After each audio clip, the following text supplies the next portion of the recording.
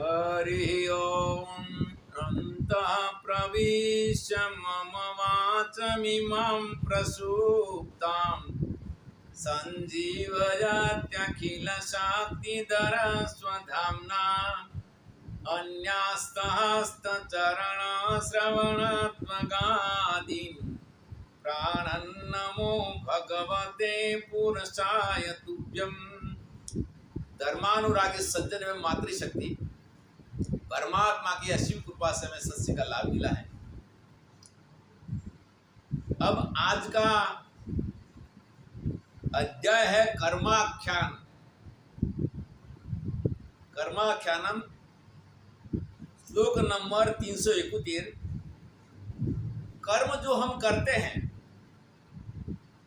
एक 3 प्रकार के होते हैं। विहित कर्म, शास्त्र ने जिसके आज्ञा किया, निश्चित कर्म शास्त्र ने जिसका मना किया, और एक सत्य कार्य, एक निश्चित कर्म जो बता दिया, साथ में एक प्रमाद, कुछ भी नहीं करना।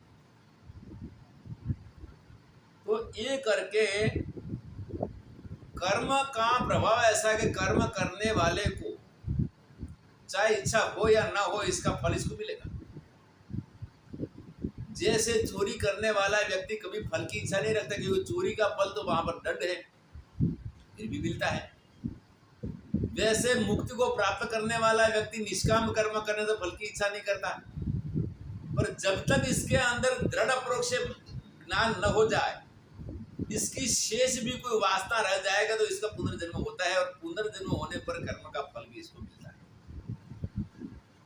अब हम कर्म के ऊपर का यह श्लोक है, श्लोक नंबर 371, सीरियल नंबर 1765, महाभारत अनुशासन पर्व में कहते हैं, यथा धेनु सहस्रेषु वत्सो विन्दति मातरम तथा पूर्वकृतं कर्म कर्तारमनुगच्छति। जैसे हजारों गाय के अंदर बछड़ा अपनी माँ को पहचान लेता है, गाय का बछड़ा माँ को जान लेता है कि ये मेरी माँ है, वैसे कर्म जो है वो कर्म भी जब इसका प्रारब्ध रूप भोग आएगा तब कर्ता को मिलेगा। आपको आश्चर्य होगा, मैं योगाभ्यास में मेरी 24 साल की उम्र में लगा था, अभी 67 हो गया, 42 साल हो गया। अभी हम प्राणायाम करते हैं, नौली इत्यादि चलाते हैं, आसन करते हैं, इतना करते भी मुझे जुकाम की असर हो गई, वो भी 4 दिन रहा। पर हाँ, योग के माध्यम से इस जुकाम के अंदर हमने नेति जल नेति करके नाक बंद नहीं होने दिया, औषध का सेवन भी बहुत कम करना पड़ा। अब प्रारब्ध रूप कर्म और योग 2 हैं। किसी ने प्रश्न किया कि योग आप करते हैं तो फिर ये तकलीफ क्यों हुई? मैं बोला, योगी अगर अपनी क्रिया से सारे क्रिया हासिल कर देगा तो फिर न्यायकारी परमात्मा के पास क्या रहेगा? योग हमारे लिए छाता बन गया। जैसे बारिश को कोई रोक नहीं सकता, वैसे कर्म को कोई रोक नहीं सकता, लेकिन छाता में एक सुविधा है कि बारिश आने पर छाता रखने से इसको बारिश के छींटे कम लगेंगे। 70% ना 90% तक तो पूरा रहेगा, कपड़ा नहीं बदलना पड़ेगा, लेकिन छींटे तो इसको लगेंगे ही लगेंगे। वैसे प्रारब्ध के अनुसार जो कर्म है वो कर्म का फल के रूप में पाप कर्म दुख देते हैं, पुण्य कर्म सुख देते हैं। संत महात्मा सुखों का त्याग तो कर देते हैं, पर प्रारब्ध को प्राप को कोई टाल नहीं सकता। रामकृष्ण परमहंस को भी कैंसर हुआ था, तो इसीलिए हमें सदा के लिए सत्य कार्य में हम संलग्न रहें, कभी निषिद्ध कार्यों कर्म में न जाए। श्लोक नंबर 372, सीरियल नंबर 1767, सुभाषित रत्न में कहते हैं, विपत्तो किं विषादेन संपत्तो अर्षेण किं भवितव्यं भवत्येव कर्मणा सीमिद्रसी गतिः। विपत्ति में और विषाद में और संपत्ति में हर्ष करने का क्या लाभ?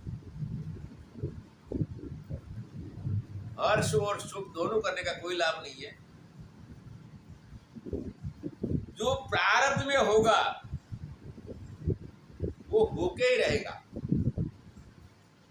हाँ, इतना है कि इसके अंदर आप भक्तिवान रहोगे, ज्ञान ध्यान करोगे, तो ये प्रारब्ध काल के अंदर आने वाले कष्ट रूप कर्म के अंदर आप अपनी निजी क्रिया से कुछ राहत प्राप्त कर सकते हैं।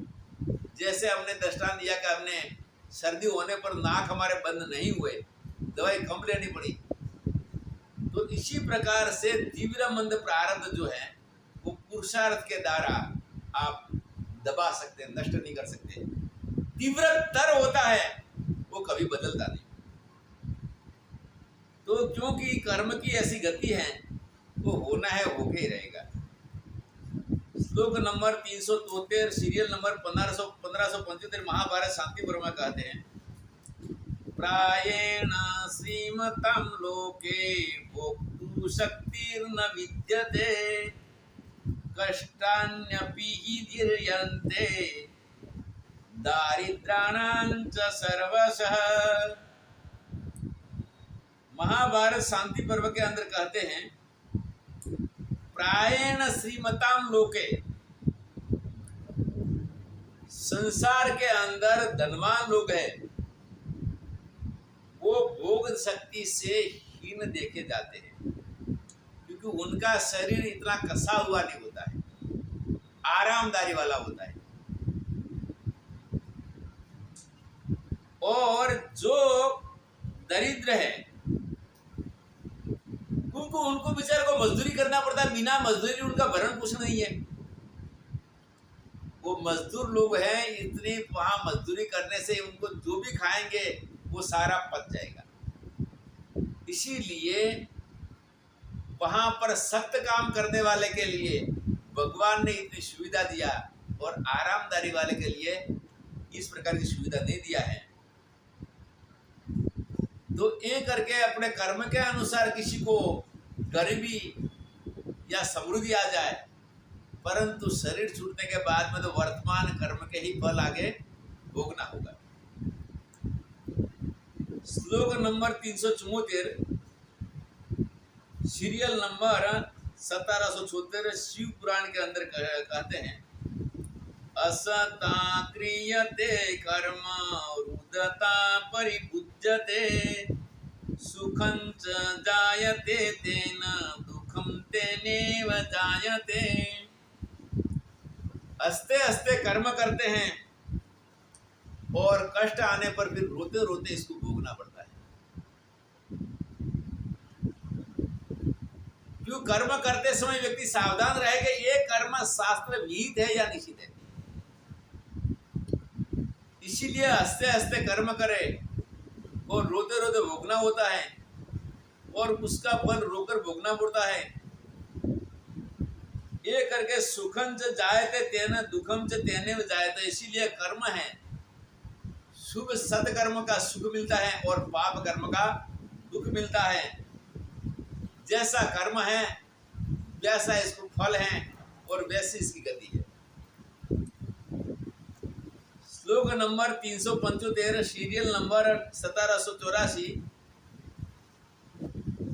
अध्यात्म रामायण में कहते हैं, सुखस दुखस न कोपि दाता परो ददाति दिकुभूतिरेषा अहम करोमि वृषाभिमानः स्वकर्म सूत्र ग्रथितो हि लोकः। सुख और दुख का कोई दाता नहीं है, और हमें भाई कहते हैं कि भाई दूसरा कुछ देता है तो वो वास्तव में मंद बुद्धि है। कई बार बच्चे छोटी उम्र में मर जाते हैं, कोई जन्म से मर जाता है तो कोई मरा हुआ ही जन्मता है, और कई बार कोई युवावस्था में ही परिवार को बहुत जरूरी और चले जाते हैं, तब भगवान पर दोष देते हैं कि हे भगवान आपने ऐसा क्यों किया। परंतु ऐसा नहीं है, परमात्मा न्यायकारी है। मैं करता हूं ऐसा वृद्धाभिमान न करे, क्योंकि कर्म की गति है। सारा संसार कर्म से ग्रथित है, इसीलिए कर्म की गति को कोई टाल नहीं सकता, और कर्म ही अपने किए हुए ही कर्म है। ये करके सावधान रहकर सत्य कर्म परायण रहना चाहिए। इसके साथ हमारा संक्षिप्त व्याख्यान माला का कर्माख्यान अध्याय पूर्ण होता है। हरिओम तत्सत।